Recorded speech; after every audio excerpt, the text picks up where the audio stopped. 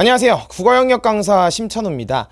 우리는 오늘부터 문학은 상위권의 변수다라는 큰 주제로 장장 5시간 동안의 긴 이야기를 함께 나눠볼까 합니다.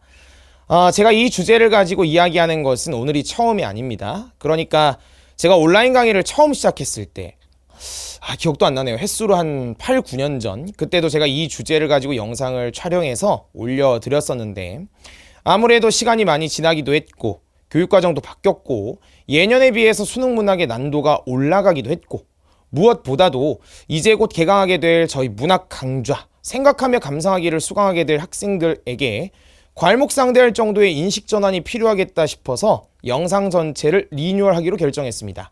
근데 제가 이거 촬영을 준비하면서 이게 대본을 쓰는데 처음에 계획은 1시간 정도면 되겠다 싶었거든요. 근데 쓰다 보니까 너무 길어졌어요. 그래서 소주제를 5개로 나눠서 차근차근 그냥 제대로 한번 이야기해보자 라고 해서 촬영을 하게 됐습니다.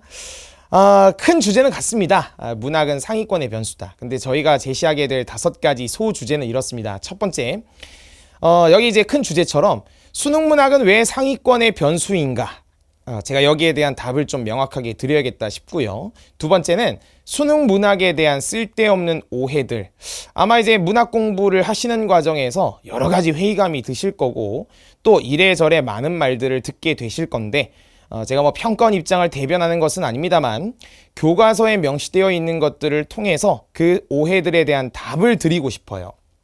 예를 들어 뭐 수능 문학은 주관적인데 시험은 객관적이니까 시험에 출제할 수 없다. 수능 문학은 감상하는 것이 아니다. 뭐 현장 가서 감상할 수 없다. 작가들도 틀리는 수능 문학. 과연 이것을 출제하는 것이 옳은가 등등 여러분들이 어디선가 들어봤을 법한 말들에 대한 대답을 제가 직접 드릴 계획이고요. 세 번째는 이게 진짜 뜨겁습니다. 보기 문제의 본령은 무엇인가? 그러니까 이제 보기를 먼저 볼 거냐 말 거냐 여기에 대한 논쟁을 수면 위로 끌어올린 게 바로 저거든요. 그러니까 뭐 제가 웃기는 말이긴 합니다만 나름의 책임감을 가지고 명확하게 근거들을 통해서 설명을 드리고 싶어요. 보기 문제를 먼저 볼 거냐 말 거냐 이것이 이제 본질은 아니고요. 수능 문학에서 보기 문제가 가지고 있는 본질 그거를 좀 기출 문제들과 교과서를 통해서 설명드리고자 합니다. 네 번째는 수능 문학은 우리에게 무엇을 측정하고자 하는가? 그동안 문학 공부를 하시면서 그냥 뭐 지문 대충 읽고 문제 가서 서치하면 되고 그러니까 이런 식으로 대충 문제를 풀어오셨던 분들께 교과서와 그리고 평가원 기출문제를 통해서 명확하게 수능 문학이 무엇을 묻고 있는지에 대한 노선 정리를 해드리고 싶습니다. 마지막 5번째 소주제. 우리는 수능 문학이 아니라 왜 문학을 해야만 하는가? 제가 이거는 예전에 단독 영상으로도 한번 올려드린 적이 있어요. 그때 당시에 굉장히 많은 분들, 특히 이제 현직에 계신 교사분들께서 많은 호응들을 주셨는데 이번에도 좀 제대로 한번 설명을 드려야겠다 싶어서 준비를 했습니다. 이 주제들은 사실 여러분들께서 뭐 나하고 한번 싸워보자, 뭐 반박시 네 말이 다 맞고 지금 이런 얘기를 해보려는 것이 아니고 그래도 우리가 이제 문학을 공부하는 데 있어서 특히 이렇게 반목과 질시, 갈등과 혐오가 들끓고 있는 세상 속에서 평가원은 그리고 교육부는 마지막으로 교과서는 왜 문학을 포기하지 않는가 여기에 대한 답을 좀 명확하게 드리고 싶어요. 그래서 좀 더 나은 세상으로 좀 너무 엄청난 책임감을 갖고 하는 것 같은데 좀 더 나은 세상으로 나아가길 바라는 마음에서 찍습니다. 단순히 뭐 수능 문제를 맞히는 걸 넘어서서요. 아시는 것처럼 여러분이 적용받으시는 교육과정은 2015 개정교육과정입니다. 개정교육과정이라는 것은 이제 7차 교육과정의 연장선에 있는 것이고 이제 곧 2022 개정교육과정이 시작되죠. 이미 시작됐지만 수능으로 만나게 되는 것은 2년 뒤고요. 그때도 이 영상 다시 리뉴얼 해야 될 것입니다. 교과서 가지고 이제 바뀌어가지고 그거를 좀 얘기를 해야 되니까요. 그때도 지금과 다르게 화법과 언어, 독서와 작문 놀랍게도 문학이 단독 교과로 편제가 되어 있습니다. 그래서 거기에 대한 설명도 이후에 다시 드려야 되기 때문에 촬영을 다시 해야 될 것 같은데 오늘은 그리고 이번 시리즈는 2015 개정교육과정에 딱 맞는 그런 강의가 될 것입니다. 먼저 저희가 설명드릴 첫 번째 영상은 수능 문학은 왜 상위권의 변수인가 이걸로 좀 말씀을 드리고 싶은데 이렇게 가시죠. 나머지 소주제들은 영상을 끊고 다른 영상들로 여러분들 보기 편하시게 넷플릭스처럼 쫙 이어질 수 있도록 저희가 조치를 해드릴 것이고요. 온라인 강의를 수강하시는 분들께서는 저희가 생각하며 감상하기 강좌에 프롤로그로 이 영상이 개강 전에 탑재가 될 것이고, 현장 강의를 수강한 학생들도 복습 영상을 보시는 그 메뉴에다가 탑재를 해드릴 것입니다. 그래서 수업을 듣기 전에 본격적인 강의가 시작되기 전에 확인하셔도 되고, 이후에 학습을 하시면서 내가 공부하다 보니까 이런 게 좀 의문스럽다 하시면 그때 보셔도 상관없습니다. 어떤 매체를 활용하셔도 상관없으니까 꼭 좀 봐주시기를 바라는 마음에서 찍습니다. 들어갈까요? 이렇게 가시죠. 제가 수업 때에도 가끔 언급하는 내용인데, 길 가는 수험생한테 물어봐요. 너는 문학이 어렵니? 독서가 어렵니? 선택 과목을 제외한 공통 과목에서요.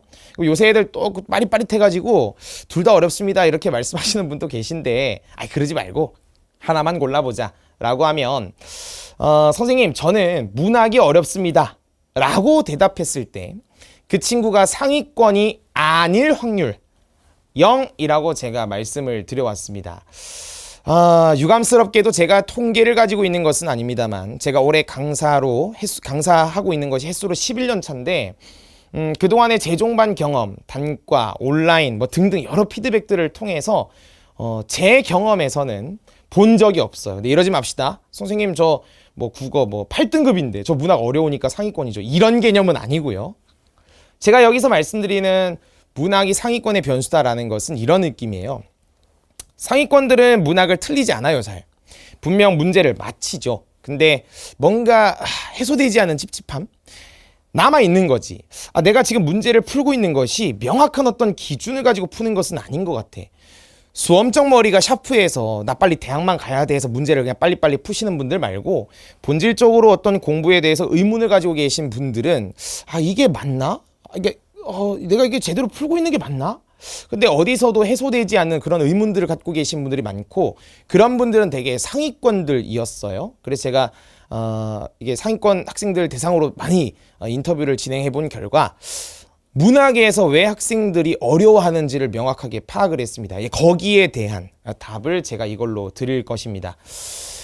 우리 알고 있습니다. 그냥 보시죠. 제가 여기 이제 15개정 교육과정에서 문학이 가지고 있는 위상이라고 제가 표현을 해놨어요. 그럼 그 전에 이야기를 해봐야 될 것 같아요.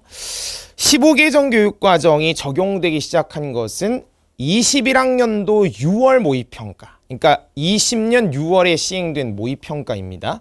그 전까지는 물론 이게 다 7차 교육과정의 연장선상에 있습니다만, 그전에는 2009 개정교육과정이었어요. 15개정 교육과정 이전에 학생들이 이제 문학을 대하는 태도가 이거였습니다.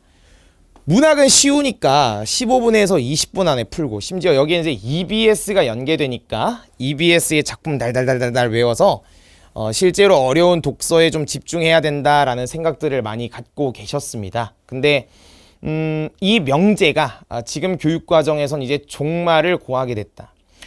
여러분들도 아시는 것처럼 재작년 6월, 촬영하고 있는 시점 기준 재작년 6월 달에 교육부발 이슈가 있었죠. 소위 킬러 문항이라는 것을 배제해야 된다라는. 그 당시에 이제 킬러 문항이 배제가 되면서 문학의 난도가 급격하게 올라가기 시작했어요. 제가 그 당시에도 학생들한테 뭐라고 말했냐면, 예년에 비해서 문학의 난도가 올라간 것이 맞지만 좀 더 명확하게 말하면 문학을 못하는 학생들의 실력이 뽀록난 것이다, 이렇게 이야기를 했어요. 정확하게는 이겁니다. 상위권들은 문제를 그렇게 틀리진 않는데 뭔가 남아있어, 찝찝함이. 그리고 문제를 틀렸을 때도 내가 정확하게 이걸 왜 틀렸는지를 설명하지 못하는, 사실 거기 기저에 깔려있는 전제는 문학은 학생이 감상할 수 없어, 시험장 갔을 때 문학을 이해할 수 없어, 이런 식의 얘기들이 깔려있는 그 전제 위에서 자꾸 이야기를 하니까 그런 의문들이 해소가 되지 않았던 것이거든요. 다시 15개정 교육과정 들어와서 이제 킬러 문항이 배제되면서, 좀 더 그전에는 15개정 교육과정이 21학년도 6월이긴 합니다만 선택과목제로 넘어간 것은 22학년도 6월부터거든요. 그때부터 학생들이 문학에 대한 나름의 부담이 있었고, 그게 재작년 수능 때 터진 것입니다. 제가 좀 이따 정답을 다 보여드릴 거예요. 그리고 이 교육과정은 과거 이제 언어 영역 시절에서 다루고 있던 내용과 다릅니다. 그러니까 여러분도 아시는 것처럼 2013학년도 수능까지는 언어 영역이었어요. 14학년도 수능으로 오면서 AB형 체제로 바뀌었고 17학년도 6월 가면서 AB가 폐지됐는데 여전히 14학년도 6월부터는 국어 영역으로 가게 됐단 말입니다. 뭐 거기까지 다 설명드릴 순 없지만 여튼 그 시절에는 문학이 단독 교과가 아니었어요. 제가 여기도 써놨지만 읽기 영역 속 문학에서 문학 과목으로의 분리라고 되어 있습니다. 야, 봐보세요. 과거에는 이랬습니다. 그러니까 이제 듣기, 쓰기, 읽기 세 가지 과목이 있었고 이제 편의상 그 문학 안에서 이렇게 읽기의 문학 속에서 뭐 현대시, 고전시 이렇게 나눴던 건데 읽기의 영역 그 안에 일상의 언어와 다른 문학이라는 교과가 있었고요. 그리고 문학이 아니니까 당연히 이제 비문학이라는 것이 있었죠. 지금 또 이제 비문학이란 용어를 쓰는 분들이 계시는지 모르겠는데 지금 교과에서는 비문학이란 용어를 쓰지 않습니다. 요 교과에서 어떻게 이제 변화가 됐냐면 물론 화법과 작문 또 그 전에 2009에서 뭐 독서와 문법 등등이 있었지만 15개정 교육과정에 비춰본다면 이제는 읽기의 영역이 아니라 선택 과목 제외할게요. 독서, 문학으로 바뀌었습니다. 이제 비문학이란 용어를 쓰지 않는 건 느껴지시죠? 그죠? 문학, 비문학 시절에서 독서와 문학, 문학의 단독 교과로 넘어가게 되는 시대로 왔다고요. 그러면 그 전에는 읽기 영역 속의 문학과 비문학에서 어떤 문제가 주로 출제가 되었는지 간단하게 알 필요가 있을 것 같아요. 그전에는요, 이 문학에서 표현 방식을 주로 물어봤습니다. 이유가 뭐냐면 읽기의 영역이잖아. 일상의 언어가 아니라고. 그러니까 문학에서 함축적 의미를 물어본다든지 표현 방식, 또 표현 방식에 따른 효과 이런 것들을 물어보는 게 주였다고. 뭐 언어 영역 문제 풀어보시면 알겠지만 밑줄을 쳐놓고 시어의 의미를 골라봐. 뭐 시어의 의미가 다른 거 찾아봐. 보기에다가 작가에 대한 정보를 집어넣어 놓고 외제적으로 접근해봐. 이런 식으로 나오는 문제가 주였단 말입니다. 근데 이제는 그렇지 않고요. 문학 단독 교과로 가면서 이런 변화가 생겼어요. 물론 표현 방식을 물어보지 않는 건 아닙니다. 근데 선택지가 이런 식으로 구성되는 거죠. 그러니까 예를 들어 1번 선지다. 그럼 과거에는 표현 방식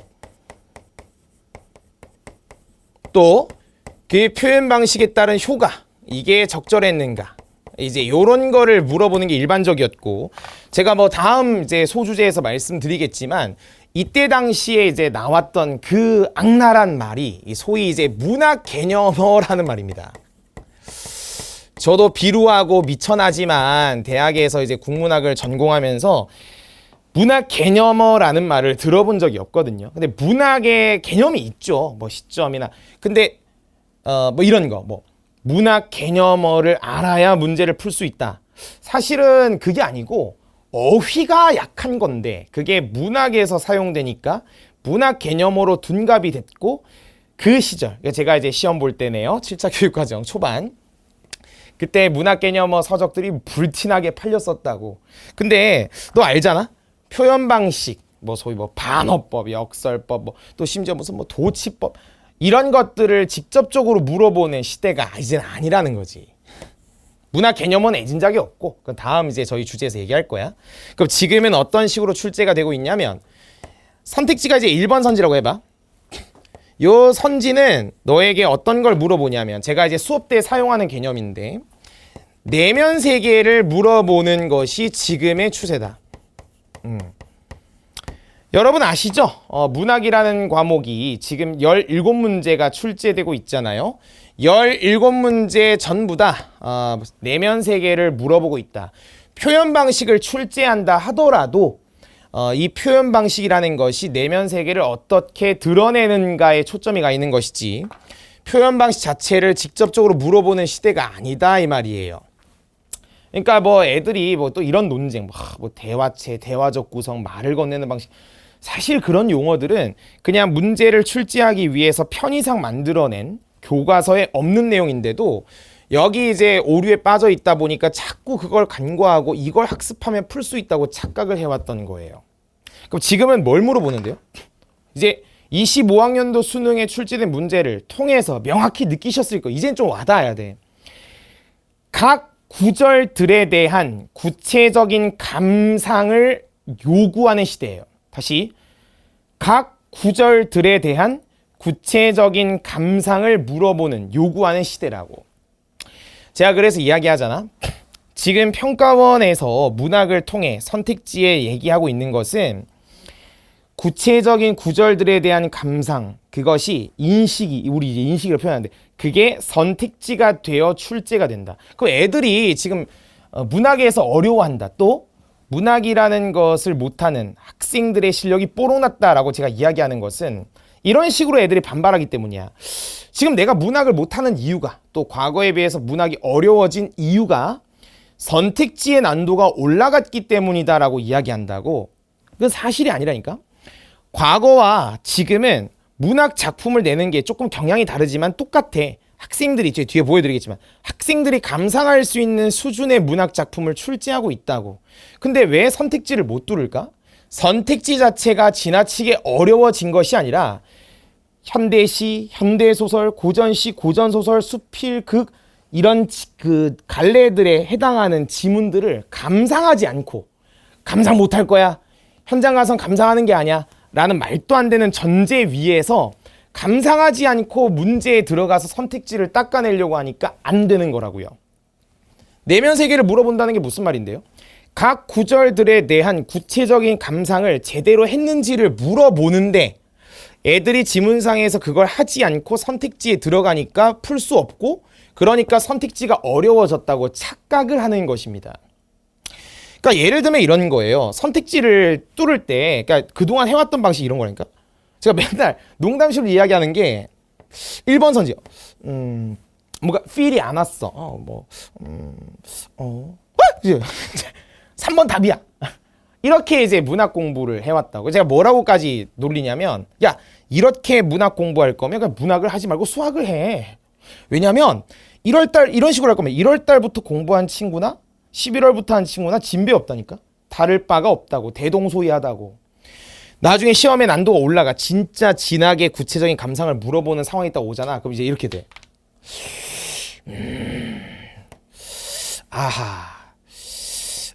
플레이스. 왜? 이제 뒤에 선지 2개 남았거든? 여기서 답이 나와주지 않으면 이제 곤란해져. 플레이스! 어떻게 돼? 마지막에. 야! 지문 감상을 안 하고 선택지로 막 비비려고 하니까 이런 사달이 벌어진다고, 이렇게. 그 얘는 어떻게 하냐면, 다시 내가 제대로 해봐야겠다. 선택지 느낌을 딱 줘요.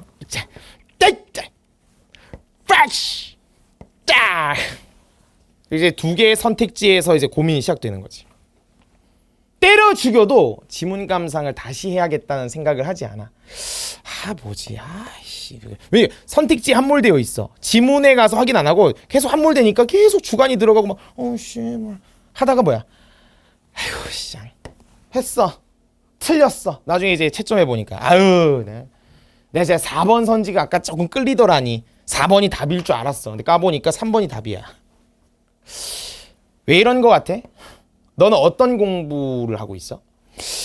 네가 틀린 이유가 뭐라고 생각해? 지문 감상을 제대로 안 한 거라니까? 무슨 말인지 알아?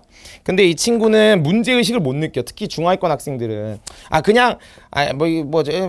못 풀었나 보다. 근데 상위권들은 알지. 내가 이거 지금 틀리는 게 좀 애매한데. 뭔가 문제가 있는데. 그러니까 어떻게 하냐면 여름방학쯤 됐을 때 이제 기출을 웬만큼 봤다고 생각하니까 EBS에 있는 작품들을 싹 정리하거나 풀어서 시험장에서 이런 문제를 해소하려고 한단 말이야. 근데 알지? 본질은 그게 아니라니까? 지문에 대한 구체적인 감상을, 구절들에 대한 구체적 감상을 하지 않으니까 이런 사달이 벌어진 건데, 막 때려 박으면 EBS든 뭐든, 또 과거로 치면 EBS 연계 안 되던 시절에는 막 이제 시중에 있는 문제 다 정리하면 문학을 잘할 수 있을 거라고 생각한다니까? 근데 안 되지. 해결이 안 되지. 그러니까 상위권 입장에서 어떻게 느껴지냐면 악셀과 브레이크를 동시에 밟고 있는 거야. 이렇게 공부를 많이 하는데 앞으로 나아가지 못하는 문제가 발생한다고. 이거 봐봐. 제가 이렇게 이제 위상을 좀 설명을 드렸어요. 다시 정리할까요? 15개정 교육과정에서의 문학은 뭐예요? 이제 15분, 20분 만에 풀 수 있는 그런 문학이 아니에요, 님들. 보기를 보고 이거에 맞춰가지고 문제를 풀면 다 해결될 수 있다. 아니에요. 지문을 정확하게 감상하길 원해. 그럼 좀 이따 이제 정확하게 감상하는 게 가능한가? 그건 이제 다음 저희 소주제에서 다루기로 하고요. 다시 돌아와서. 본질적으로 상위권들이 가지고 있는 문제의식, 이 교육과정에서는 지문에 대한 구체적인 감상이 되지 않은 상태에서 선택지로 들어갔기 때문이다. 그러면 정답률 확인해 볼까요? 문학이 진짜 지랄맞게 어려웠을까? 일단 독서입니다. 25학년도 수능이에요. 지금 이제 촬영하는 시점 기준에서 가장 빠른 시험이 이거니까 이걸로 촬영하는 겁니다. 이게 설명드리는 겁니다. 노란색은 지금 EBS가 연계됐어요. 초토화됐죠? 소위 킬러 문항이라는 것이 배제됐다고는 하지만 아우 작살났어. 문학은 어떨까? 독서에 비해서 상대적으로는 좀 평이하게 나온 것처럼 느껴지긴 해. 봐봐, 정답을 봐봐. 근데 알지, 이 학생을 불러다 놓고 모든 선택지를 정확하게 한번 설명해 볼래? 라고 하면 한 60% 70%까지는 되는데 나머지 한 30% 정도는 좀 찝찝하단 말이에요. 보세요. 표면상으로 드러나 있는 정답률만 이야기하지 말자고요. 우리는 그 데이터를 좀 면밀하게 뜯어볼 필요가 있어. 그냥 단순히 상위 오답률 5개 안에 엄매 제외하고 독서가 많이 몰려 있으니까 독서가 훨씬 어렵다라고 생각할진 모르겠지만 좀 더 면밀하게 뜯어보면 그게 아니라니까. 다시 말해보자.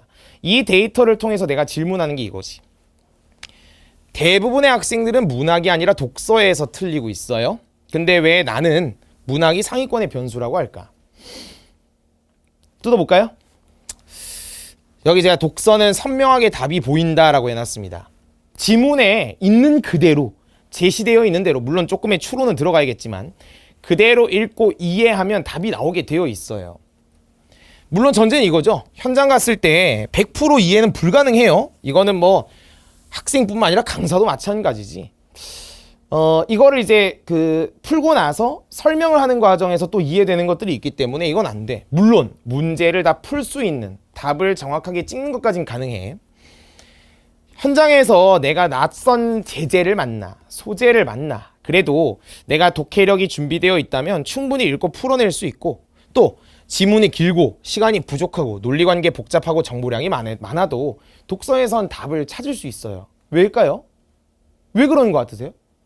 독서는요, 명시적 근거가 지문에 명확하게 있어요.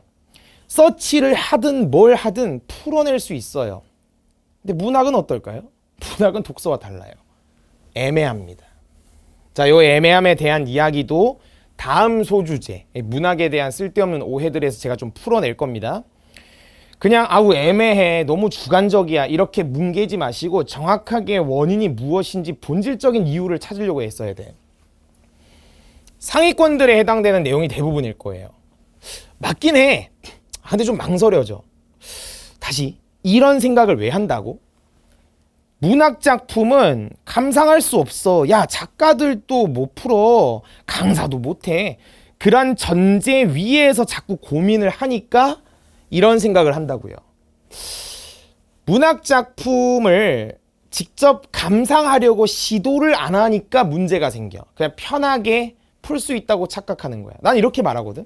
야, 시험장 갔을 때 문학작품 감상 못하고 풀 수 없다? 그러면 학생들이 풀 수 없는 그런 시험을 무려 17문제나 어떻게 시험에 내지?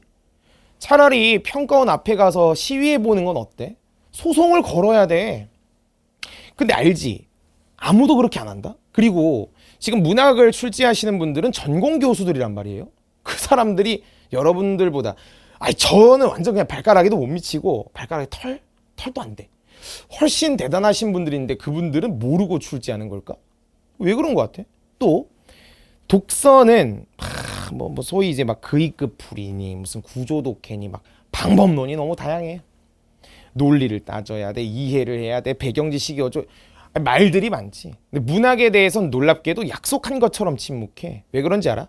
아주 오래전부터 문학을 감상해 본 적이 없는 그 세대가 계속 그 다음 세대들을 가르치고 이렇게 하면서 이어져 온 거예요. 선천적으로 또는 집안의 분위기가 또 나의 타고난 성향이 문학을 감상할 줄 아는 친구들은 잘 하는데 그런 사람들은 잘 없단 말이야. 올바른 방법을 가지고 공부하지 않다 보니까 계속 이런 질문을 한다고. 감상 능력을 측정한다니까? 근데 감상해볼 생각은 하지 않고 아까 얘기했던 그 전제들 때문에 작품 암기만 해야겠다. 요새는 암기조차도 하지 않는 것 같긴 한데 이게 대치동이나 좀 트렌디한 데서는 또 나름의 방법을 찾아갑니다만 특히 이제 트렌디하지 않은 곳 되게 제가 지방 많이 가봤잖아요. 거기 있는 친구들의 대부분이 또 학교에서 배우는 EBS 그대로 외우는 식으로 아직도 학습을 하고 있는 걸 제가 되게 많이 목도했습니다. 상위권들은 분명한 문제의식을 갖고 있어요. 근데 뭐 명확한 해결책을 못 찾아. 다시 아까 이야기했던 그 전제 위에서 자꾸 해결을 하려고 하다 보니까 문제풀이 양을 늘리거나 EBS를 정리하면 해결될 수 있다고 착각을 하는 거야. 그리고 선택지를 제대로 못 뚫어. 그러니까 아까 보여드린 것처럼 다 맞는 것 같고 다 틀린 것 같고 이런 사달이 벌어지지. 아마 이제 고3들은 좀 낯설 수 있는데 N수들은 기출 많이 보셨으니까 제가 실례를 몇 개 보여드릴게요. 이거 한번 보세요. 자, 17학년도 수능의 느낌 극락 같은 아시죠? 이선지가 답이잖아요. 서연의 예술관이 조승인에게 전수되는 건 아닙니다. 이렇게 풀 거예요. 그럼 제가 물을게요. 그럼 이건 맞나요? 돌부처를 만들면서 가는 길이 하늘과 대비. 대비라는 것은 차이를 전제하는 거야? 이거 맞을까요? 틀릴까요? 아예 그런 거 몰라도 돼. 문학은 시험장에서 못 풀어. 감상 못해. 주관적이니까 넘어가. 아니, 독서에서도 그렇게 할 거예요? 이거 어떻게 하실 거예요? 노란색으로 체크된 거. 그 다음 볼까요? 18학년도 수능. 의지를 지닌 존재다. 아마 여러분들 아실 거예요. 뭐 화류법, 의인법 얘기 나오는데 일단 명시적으로 나오니까 노래가 강을 건넜다. 이거 의지가 있다고 볼 수 있을까요? 이게 18학년도 수능에서 문학의 가장 높은 오답률을 기록했던 문제잖아. 그러니까 이런 사달이 벌어진다고. 나는 강사잖아. 답을 알고 있어. 너는 현장에서 이럴 거야. 저도 그럴 거예요. 노래가 강을 건넜나? 건넜다. 노래가 강을 건널 수 있나? 의지가 있다. 근데 노래가 의지가 있을 수 있나? 고민하기 시작하지. 난 답을 안다니까. 이거 답이야. 의지가 있다고. 그럼 이제 난 이렇게. 야, 노래가 강을 건넜잖아. 그러니까 의지가 있는 거지. 만약 이게 답이 아니었어. 야, 이 새끼야, 노래가 어떻게 강을 건너고 어떻게 의지가 있어? 난 말 바꾸면 돼. 나 궁금한 게 있어. 다음에도 이렇게 풀래? 지금은 네가 3번이 맞다 틀리다 했어. 다음에도 이런 거 나왔을 때 그렇게 판단할 거야. 그럼 의지가 있다는 건 어떻게 아는데? 생명력을 부여하면 무조건 의지가 있는 거야? 나 의지 없는데? 어떻게 해야 돼? 2010학년도 수능의 면항전가 한번 볼래? 여기 의지를 부여한다고 나오지. 그럼 이거랑 이거는 같은 얘기거든? 의지가 있다는 거 어떻게 아는데? 명확하게 설명할 수 있니? 지금 내가 무슨 말 하려는지 아니? 답은 낸다니까. 어찌. 근데 이게 다음에 다른 작품의 다른 문제에 다른 선택지로 나왔을 때도 똑같이 적용할 수 있어? 상위권들은 문제의식이 있다니까. 이거 어때 이거? 화자가 추구하는 당위적 진실에 대한 소문 맞아요. 5번 선지가 그 당시에 맞는 선지고 2번 선지가 진짜 말도 안 되는 선지여서 오답으로 처리했어요. 그럼 이거 어떻게 하실래요? 밤과 무지개 이미지 대응되는 거 어떻게 알죠? 느껴져요? 독서는 올라가서 명시로 나와 있는 거 대충 긁어가지고 서치하면 해결된다니까. 근데 문학은 올라가도 해결이 안 돼. 이미지가 혹시 뭔지 알고 있니? 대응이 된다는 게 뭘까? 또 밤과 무지개가 이게 맞는 선지니까, 적절한 선지니까 밤과 무지개가 이미지 대응된다는 거 어떻게 알지? 상상적으로 떠올린 세계가 뭔데? 결부한다는 게 무슨 말이야? 봐봐, 다시. 독서와 다르게 올라가도 해결이 안 돼. 문학 감상의 기본적인 틀, 교과서에서 제시하고 있는 게 머리에 없으니까 이게 적절한 선지인데 왜 적절한지 설명을 못 해. 독서에서도 그렇게 할 거야? 내가 강사잖아. 야, 4번 맞아, 새끼야. 이게 해버리면, 또는 야, 5번 선지가 명확하게 대비가 틀렸으니까 5번 답이야. 이렇게 설명하고 너 그냥 끄덕끄덕 넘어갈 거야? 상위권들은 안 그렇다니까. 문제의식이 있다니까. 이거 틀렸거든? 그럼 누군가 자신을 부르는 소리? 이게 뭐지? 또 위에 전장의 긴장 속에서 감각이 극대화된다. 이걸 그냥 무지성으로 받아들이는 것이 아니라 왜 긴장감이 있으면 감각이 극대화되는데? 설명할 수 있어? 긴장감이 혹시 뭔지 아니? 시적 긴장감, 서사적 긴장감, 극적 긴장감. 설마 이거 문학 개념어라고 생각해? 아니라니까. 긴장감에 대한 기본적인 이해가 안 돼 있어서 그렇다고. 이거죠? 설마 이렇게 하진 않으시죠? 묵화 검은색, 박쥐 검은색 요렇게 연결하면 검은색이니까 어두워. 설마 그렇게 풀진 않으시죠? 그거 아니거든요. 혹시 얘네 둘이가 대응되었을 때 의미가 만들어진다는 거 혹시 알 수 있니? 박쥐가 검은색이 아니라 알비노 계열의 박쥐면 어떻게 할 건데? 붉은색이면 어떻게 할 건데? 그러니까 본질은 그게 아니라니까? 설명을 못해요. 그냥 맞는 느낌인 거지 그냥. 아시죠 엔수들?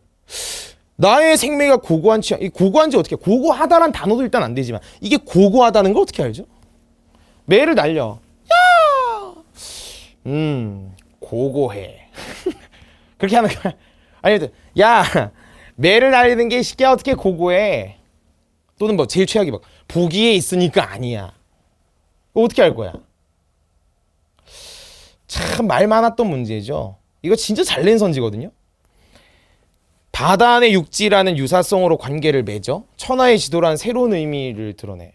이거를 그때도 이제 학생이 질문하는 게 얘네 둘 연결을 해서 천하의 지도. 근데 이게 선생님 순서가 천하의 지도를 보고 깨우쳤으니까 선후 관계가 바뀐 거 아닌가요?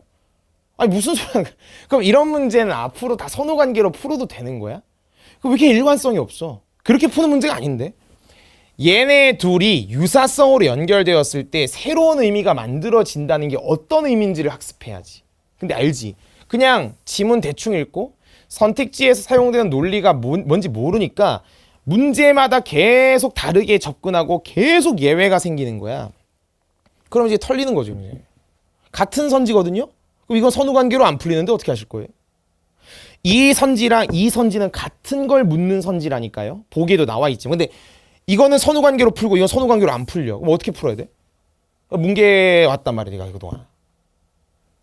뭔 말인지 알아? 그게 지금 이 얘기야. 그동안 많이 뭉개왔던 것들, 선택지를 제대로 처리하지 못했던 건 지문 감상이 제대로 되지 않았던 것이라고. 그럼 정리하자. 독서는 선명해, 명확해. 근데 문학은 그렇지가 않거든. 상위권들은 여기에 대해서 찝찝함과 애매함이 남아있으니까 이걸 어떻게 하지라는 문제의식을 갖고 있음에도 불구하고 지문은 현장에서 감상할 수 없어, 문학은 읽을 수 없어 학생이라는 그 말도 안 되는 전제 위에서 자꾸 접근을 하려고 하다 보니까 문제가 생기는 거야. 나와있잖아. 문학을 감상하는 틀, 논리가 머릿속에 없어. 그리고 자꾸 주변에서 문학에 대한 쓸데없는 오해들이 누적되다 보니까 본질적인 실력을 키우지 않고 공부를 하다 보니까 악셀과 브레이크를 동시에 밟는 상황이 벌어지는 거지. 오해하지 않았으면 좋겠어. 독서도 어려워. 쉽다는 얘기 한 적 없다. 근데 문학의 어려움은 독서에서 말하는 어려움과 좀 달라. 제가 다음 소주제 때 이야기하겠지만 한마디만 잠깐 드리면 문학은 주관적이야. 그러니까 시험장에서 학생의 주관이 들어갔을 때 틀려. 근데 묻고 싶은 게 독서는 안 틀리니? 독서에서 어떤 문장을 독해할 때 주관 안 들어가니? 문학에서 주관이 들어가니까 틀린다. 그럼 그 주관을 어떻게 개입시키지 않을 건지에 대한, 내지는 어떻게 문학을 제대로 감상할 건지에 대한 근본적인 문제 해결은 하지 않고, 그러니까 문학은 이따위니까 이렇게 해야 돼.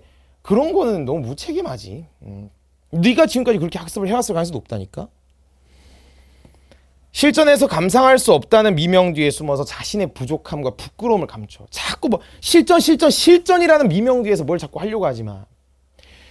독서는 위대하고 문학은 천하다. 그런 생각도 하지 마. 정리하자. 다시 똑같은 이야기인데.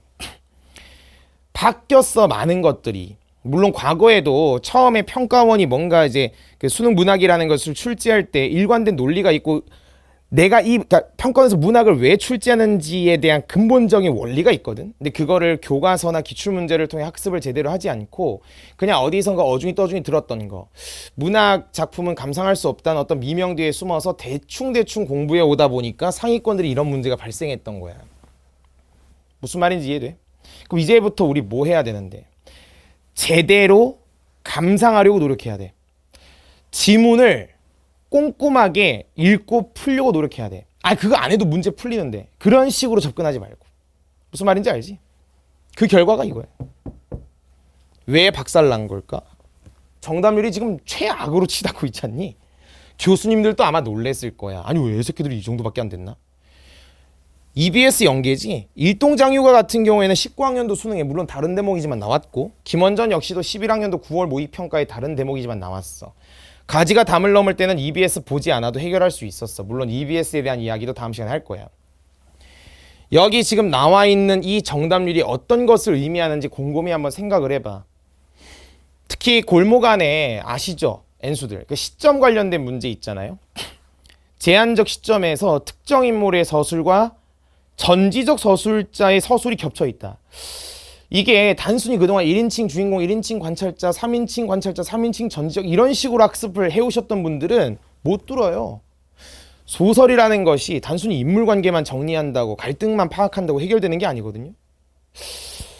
저는 이런 지적을 자꾸 하는 거예요. 이 결과가 나온 것은 시험의 난도가 예년에 비해서 올라갔고 선택지가 복잡해지고 어려워졌기 때문만은 아니라는 거죠.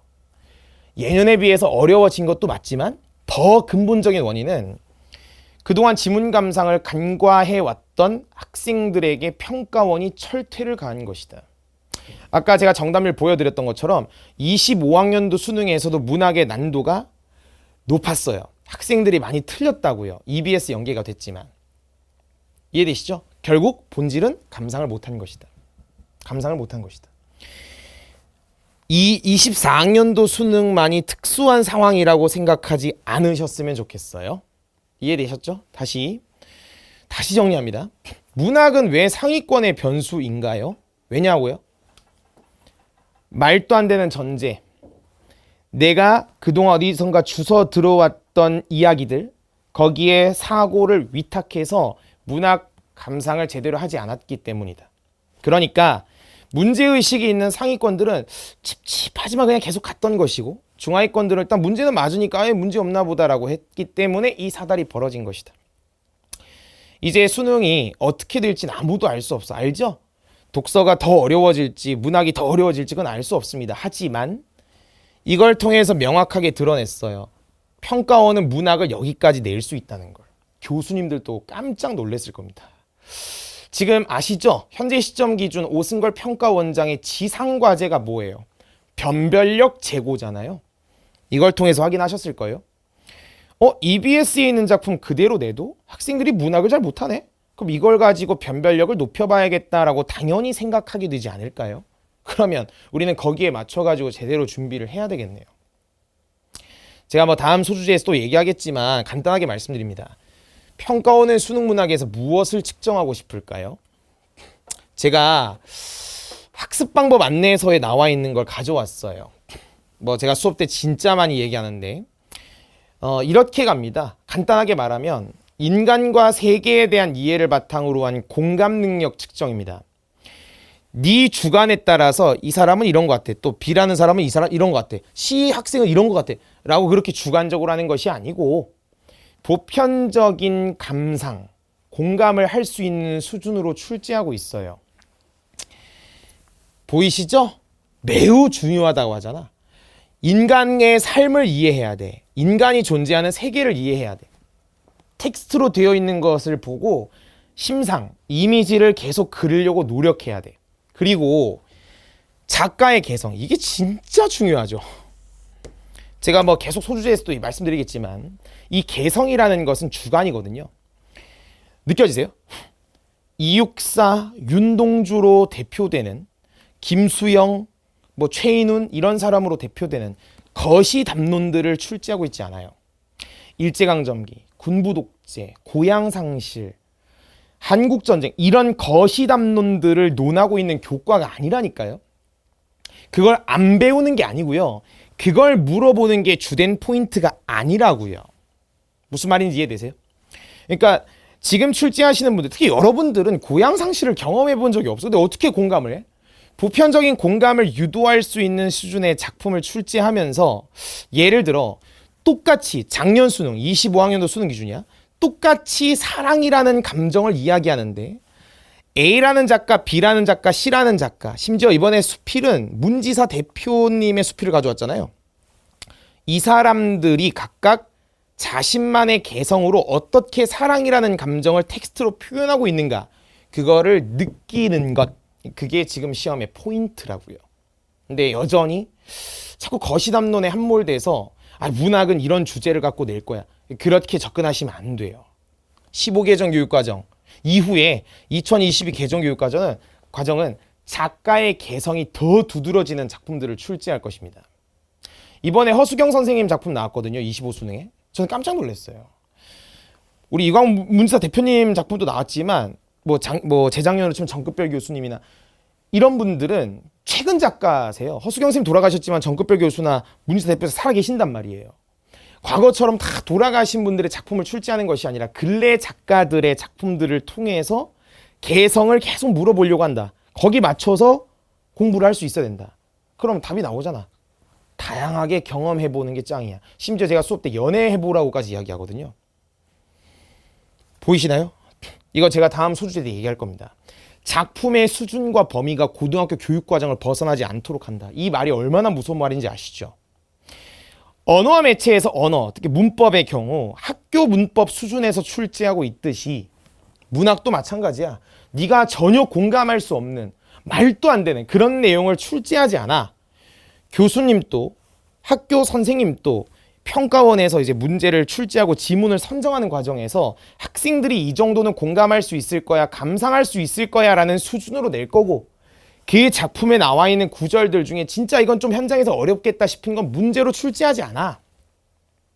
아니, 교수님께서 지금 감상을 하라고 이야기하는데 감상을 왜 안 해? 이 감상이 여러분 막 윤동주, 서시 이런 감상이 아니에요. 교과서에서 제시하는 감상의 틀에 맞춰서 감상을 하라는 겁니다. 그건 이제 수업 때 이제 보여드릴 거고, 이후에 저희 캐스트를 통해서 좀 더 안내를 해드릴 거예요. 정리하죠. 여러분들에게 평가원이 문학을 통해 물어보고 싶은 것은 인간과 세계에 대한 이해를 바탕으로 한 공감 능력 측정이다. 텍스트로 되어 있는 내용을 이미지를 떠올리면서 화자가 지금 어떤 감정에 놓여 있는지, 서술자가 왜 이렇게 서술했는지, 수필로 치면 글쓴이가 왜 이렇게 말하는 건지, 극이면 무대나 시나리오, 카메라에서 어떤 장치들이 어떤 효과를 보여주는 것인지, 이거를 어떤 의도로 보여주는 것인지, 이런 것들을 계속 파악하려고 노력하셔야 되고, 그 구체적인 감상을 바탕으로 문제가 나오고 있다라는 걸 제가 말씀드립니다. 독서는 명시적으로 보입니다. 문학은 지문에 있는 걸 바탕으로 내지만 심상을 그리지 않거나 내면 세계에 공감하지 않으면 풀 수 없다. 그러니까 상위권들은 애매한 거다, 계속. 그래서 문학은 상위권의 변수다, 수능 문학은 상위권의 변수다, 이렇게 제가 계속 말씀을 드려왔던 거예요. 그럼 이제 감이 오시죠? 제가 개괄적으로 설명을 쭉 드렸어요. 수능 문학이 왜 상위권들에게 어려운가? 지문 감상을 구체적으로 하지 않았기 때문이다. 그럼 이제 궁금하잖아요. 어떻게 감상을 해야 되는 것인지. 그래서 제가 이제 이후에 전개할 소주제들을 통해서 일단 제일 먼저 여러분들의 오해를 불러일으키는 그 전제들부터답게 부셔야 될 것 같아요. 그래서 두 번째 소주제, 문학에 대한, 수능 문학에 대한 쓸데없는 오해들부터 격파한 뒤에, 그리고 구체적으로 문학 감상이 어떻게 이루어지는지를 확인하겠습니다. 첫 번째 주제는 여기까지고요. 두 번째 소주제에서 인사드리도록 하겠습니다.